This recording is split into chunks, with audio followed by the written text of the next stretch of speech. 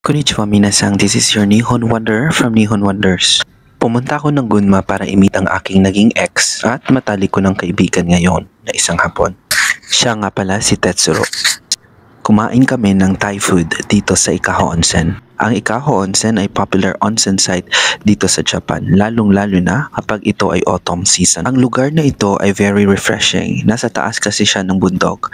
Napakaganda ng location at tinadayo din ng mga locals at visitors kahit sadya ang lugar.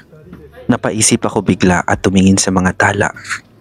Ito kasi yung mga gustong-gusto kong mga kainan. And I want to have this kind of restaurant in the near future. In God's perfect timing. Yung solemn na lugar at hindi hype at the same time parang homey na rin ang feeling. Tahimik na lugar.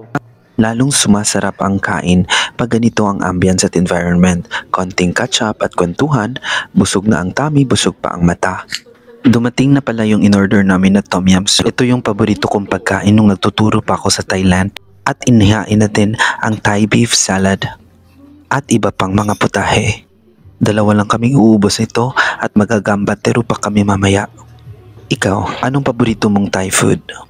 Ja, mini bragamite kurete arigatou gozaimasu, mata ne.